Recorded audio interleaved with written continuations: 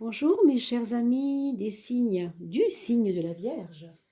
Je vous retrouve pour ce mois d'octobre avec un grand plaisir et j'espère que votre mois de septembre s'est bien passé et s'est bien terminé aussi. On va regarder quelles sont les énergies qui vont traverser votre vie et la couleur un peu des états d'âme, des moments comme ça qui vont égrener votre mois d'octobre.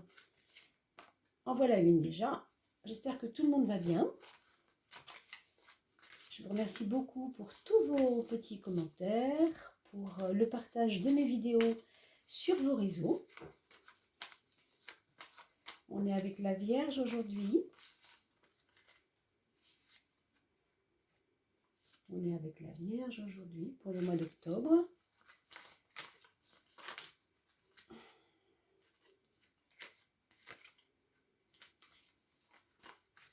N'oubliez pas de regarder aussi, s'il vous plaît, le signe ascendant, parce que vous n'êtes pas seulement du signe de la Vierge, vous avez peut-être un ascendant dans le feu, dans l'eau, signe d'eau. Là, votre signature astrologique, on va dire, c'est Vierge, parce que vous êtes né au moment où le soleil était en Vierge, mais l'ascendant va donner un autre aspect. C'est quelque chose qui a à voir avec vos actions, d'accord, plus. C'est pour ça qu'on montre ici l'ascendant, c'est toujours en relation avec comment on fonctionne par rapport à nos actes, hein, comment on se comporte, si vous voulez, hein, c'est ça un petit peu l'ascendant. Alors que le soleil en Vierge, par exemple pour vous mes amis, ça va signer plus votre nature psychologique, vos façons d'être plus que de faire les choses. Vous voyez, l'action c'est plus l'ascendant. Et le soleil c'est plus l'être, d'accord? Comment ça rayonne? Comment vous rayonnez au monde en fait. Alors, on a encore 3 cartes à trouver pour ce mois d'octobre. Et bien sûr, je reste à votre disposition si vous avez besoin d'aller plus loin qu'un simple tirage général, puisque là, ça ne concerne toutes les vierges, mais ça ne concerne pas forcément tout le monde. Et quand on fait des tirages très particuliers, évidemment, là, ça va parler bien plus. Hein. Ceux qui me connaissent le savent, bien sûr. Voilà, on va tirer la 13e carte pour le principe, pour voir cette synthèse, comment elle va définir, voilà, comment elle va définir la couleur du mois, si vous voulez. D'accord? Allez, on commence maintenant avec l'ascendant, justement. Alors, comment on se retrouve? Comment on se comporte hein, dans ce mois d'octobre? Bon, là, si vous voulez, ici, j'ai l'impression qu'il y a quand même des choses à régler. Hein. Des retards que vous avez plus ou moins bien assumés, peut-être des choses que vous auriez voulu faire aller plus vite, qui entraînaient, qui vont devoir trouver une solution, qui vont devoir trouver une raison, même un sens aussi. C'est un peu une quête de sens, mais quelque chose ici qui a à voir avec j'ai fait ceci ou j'ai fait cela, mais est-ce que c'était vraiment si important? On remettra en question certainement des choses inutiles pour aller vers des choses utiles. On fera un tri en fait. Vous voyez, la balance ici, elle va servir de... Je pèse à droite à gauche ce que je pense qui est valable, ce que je pense qu'il ne l'est pas. C'est un peu une histoire comme ça. Alors bien sûr, ça va dépendre de beaucoup de choses, mais on va dire qu'en général, pour les personnes signes de la Vierge ou ascendant Vierge, voilà, voilà. Et effectivement, ici, dans la maison 10, on trouve des sacrées remises en question. Alors ça, on pourrait dire c'est la carte du désordre, d'accord? C'est la carte du pas très à l'aise, c'est la carte de l'inconfort par essence. Hein, vraiment, c'est vraiment significateur. Cette carte est vraiment significatrice de un espèce de malaise ou d'une remise en question de quelque chose qui ne peut pas continuer ainsi.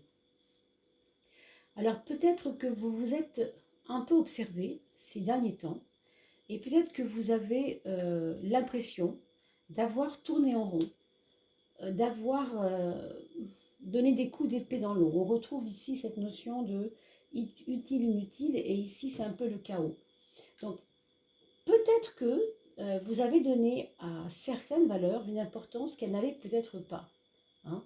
Pour certaines personnes, ça pourrait être regarder les choses avec un œil nouveau pour que justement euh, la façon de voir les choses évolue un peu, hein. C'est pas une carte facile, hein, c'est vrai.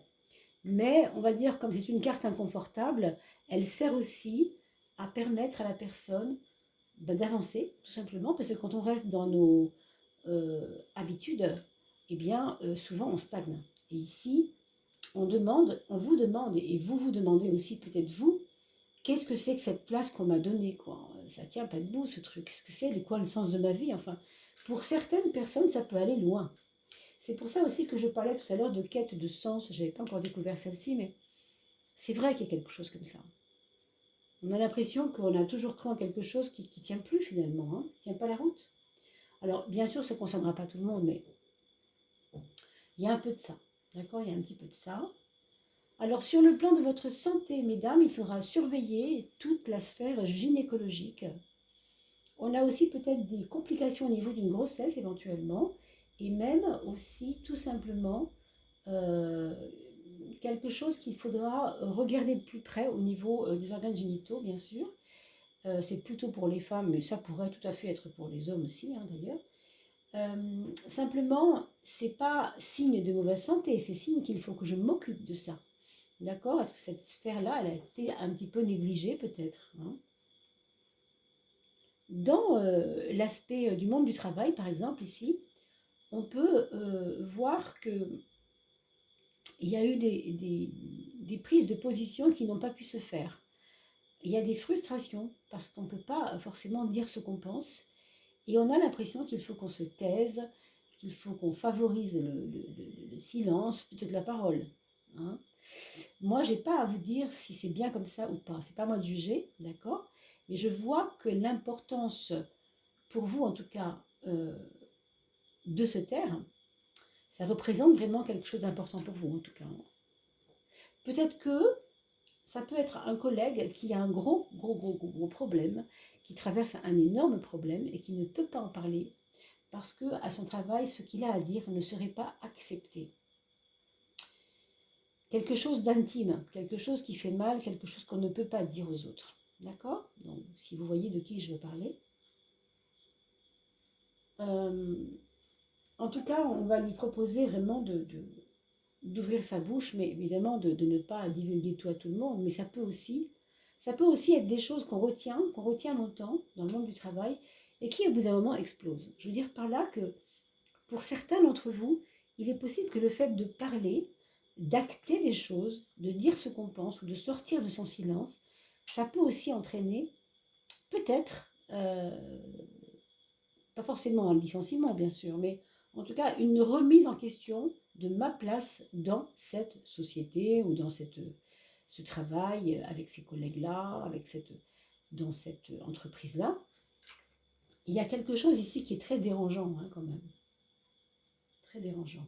Alors pour ceux qui ne travaillent pas, bien sûr, c'est simplement un mental assez agité ici, hein. On va voir après, mais a priori, on se pose beaucoup de questions existentielles, moi je trouve, hein. Il y a quelque chose comme ça. Alors, ici pour la maison 5, la maison des amours, vous voyez que il est question d'intime, encore une fois, de choses intimes. On n'a pas envie de se sauter dans les bras l'un l'autre, on a plutôt envie de se réserver, ou bien parce qu'on veut se réserver des moments d'amour, mais des moments intimes, ou bien parce que l'un des deux est en train de traverser une période assez chagrinante finalement, assez triste ou assez compliquée, hein, à cause de tout ce qu'on vient de voir là, effectivement. Ça peut être vous, ça peut être votre compagnon, votre compagnonne, hein, ça c'est possible. Mais il y a une période qui va peut-être interférer sur l'aspect affectif parce que quelquefois, il y a des choses qui sont où on se sent seul pour les traverser. D'accord? On va regarder après, je suis en train de penser à l'ermite tout à l'heure, mais je ne sais pas s'il sortira, on verra. En tout cas, nous avons ici le pendu pour la maison 11, la maison des projets. Donc, quelque part, votre chemin ici, c'est pas un chemin où on vous demande de prendre des risques, où on vous dit oh là là, on va tout révolutionner. Non, parce que c'est déjà difficile. c'est déjà difficile. Pour les projets, on vous demande d'attendre. On ne vous demande pas du tout de bouger beaucoup. On vous demande de prendre votre mal, on peut dire, en patience. Parce que le pendule nous invite toujours à suspendre, justement, hein, on peut dire suspendu, suspendre quelque chose qui était en préparation, mais qui ne peut pas encore trouver une réalisation. Hein. Ici, au niveau de votre foyer, mes amis vierges, on voit que par contre, il y a des discussions intéressantes. On a envie de creuser les sujets. Il y a une très bonne relation aux enfants. Et il y aura des familles aussi où peut-être l'enfant posera problème. C'est-à-dire, le domaine des enfants pourra aussi poser problème. Il est question des enfants. Alors vous allez me dire, dans un foyer, oui, en général, il y a des enfants, bien sûr. Mais ce n'est pas n'importe quelle carte, le pape. C'est vraiment la carte de l'enseignement.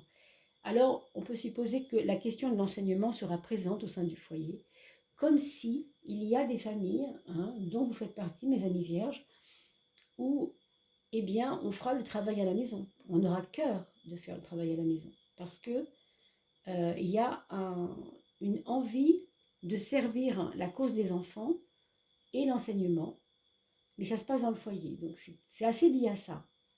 C'est possible que vous fassiez une formation, par exemple, pour vous occuper des enfants à l'intérieur de la maison, parce que vous savez qu'avec ces histoires de crise sanitaire, etc., beaucoup de gens se sont plaints des écoles et donc préfèrent garder leurs enfants. Donc ça pourrait tout à fait entrer dans ce cas de figure, rester à la maison, apprendre à m'occuper des enfants, apprendre à m'occuper de leur culture, éveil, de leur éveil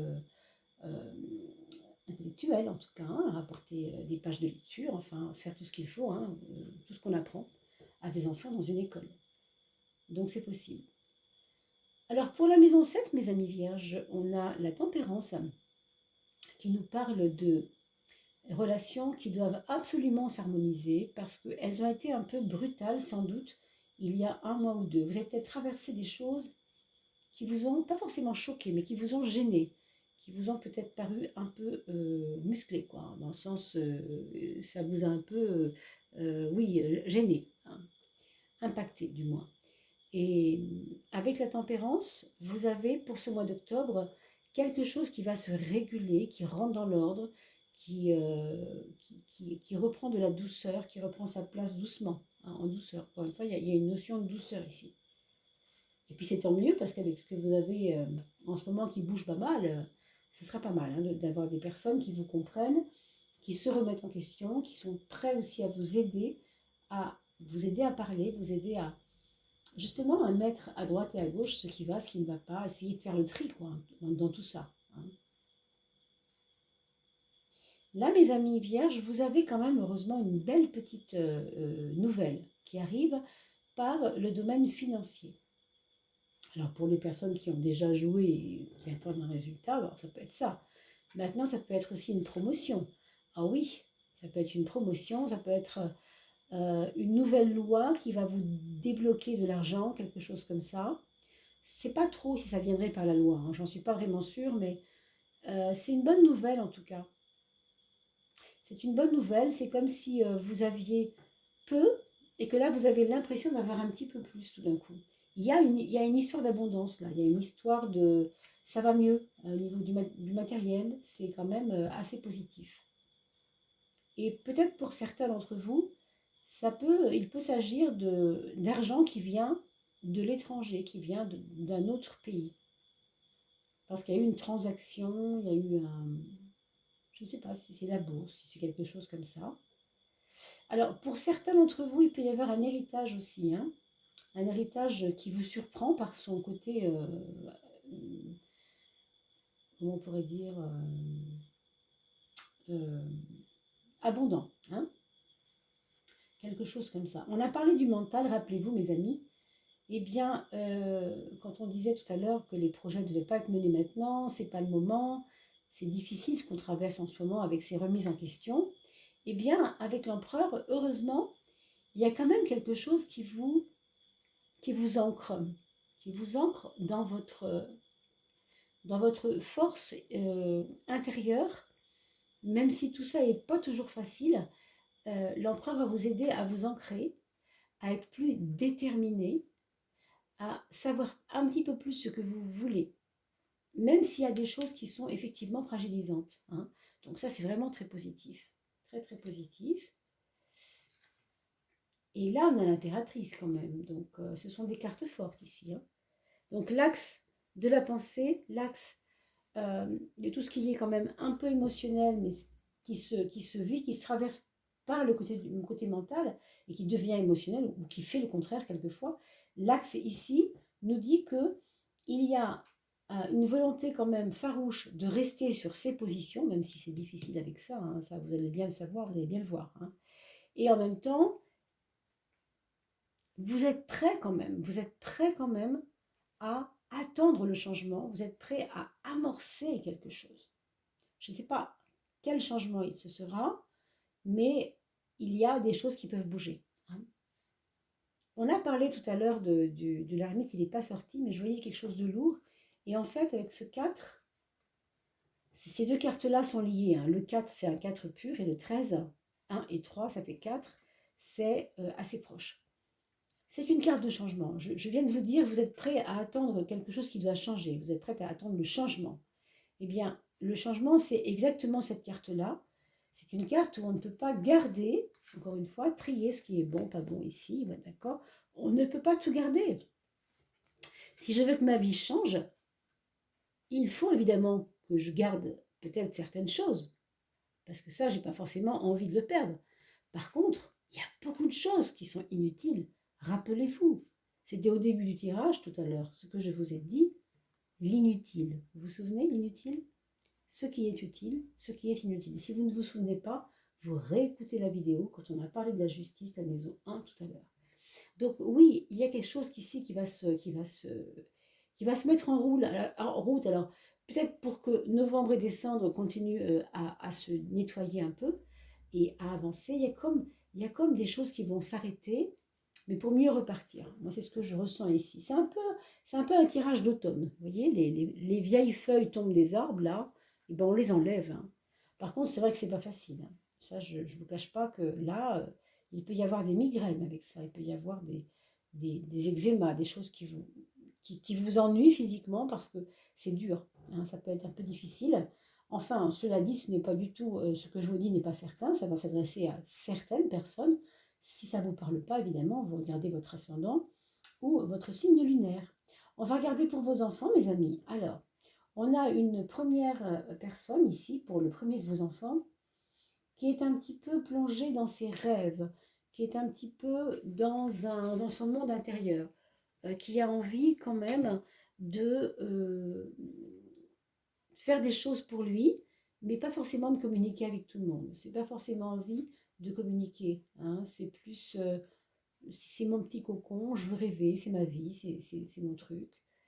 Et quelquefois, il aura besoin peut-être d'écrire des poèmes, de faire un journal, de donner à son propre petit cœur des petits espaces de vie. Quoi, hein. C'est un petit peu comme ça que ça se traverse. Et pour le deuxième enfant, on a quelqu'un qui après avoir peut-être vécu des excès, hein, des excès parce que ça a été l'été, peut-être ou la rentrée qui ne s'est pas forcément bien passée, j'espère bien sûr que ce n'est pas le cas, mais on ne sait pas. Hein.